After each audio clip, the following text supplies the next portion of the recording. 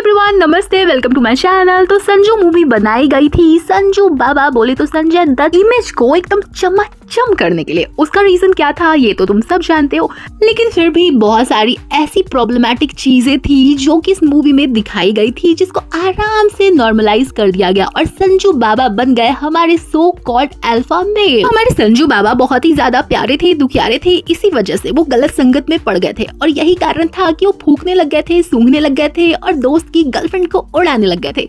इसके साथ साथ उन्होंने एक और रिकॉर्ड भी बनाया था, वो था 308 लड़कियों के साथ रिलेशन रखने का। तो इतने सारे कांड करने के बाद भी संजू बाबा की इमेज है आज स्वीट, इनोसेंट और स्वामी टाइप की, लेकिन हमारी मेंटालिटी है सही सोचा तुमने, उसी टाइप की। तभी तो आदमियों का 100 गलतियां करना, गुनाह करना भी हमें कूल लगता है, लेकिन औरत की गलती करने का शक होना भी हमें नामाकूल लगता है। अब इसका ताजा ताजा करारा एग्जाम्पल हमें देखने को मिला था आशीष चंचलानी की इस वाले पिक्चर से। वो नजर आ रहे थे एली अब्राहम के साथ और इस वाले कैप्शन की वजह से लोगों को ऐसा लगा कि एली के साथ इनका रिलेशनशिप है।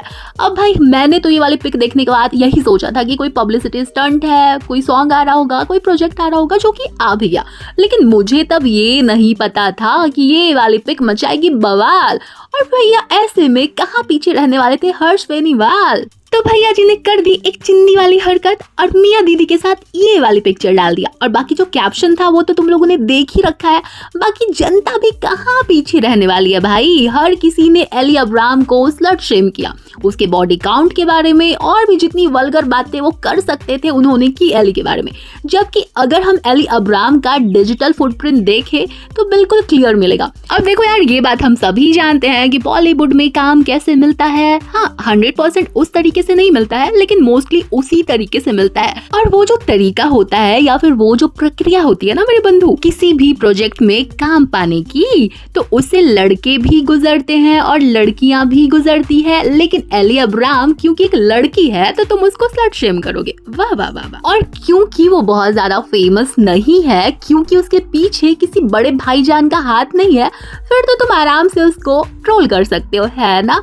सेम काम कोई भी शहनाज गिल के साथ, दीपिका पादुकोण के साथ या फिर किसी भी XYZ के साथ नहीं करेगा।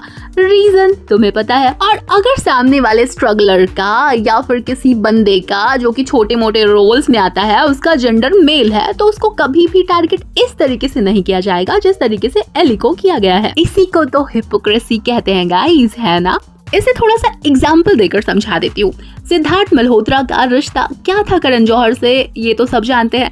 ऐसे में जब सिड और कियारा की शादी हुई थी तब किसी ने कियारा को ये नहीं कहा कि यूज्ड माल दिस दैट। क्यों बोलेंगे बताओ, क्यों बोलेंगे। सामने वाला बंदा भी आउटसाइडर है, सामने वाले बंदे को भी उसी प्रकार से मूवीज मिली है, जबकि तुम्हें एली के बारे में कुछ नहीं पता, फिर भी एली को तुम लोग टारगेट करोगे और सिड को नहीं करोगे। रीजन हमारी मेंटालिटी जो कि अलग अलग होती है लड़कों के लिए और लड़कियों के लिए।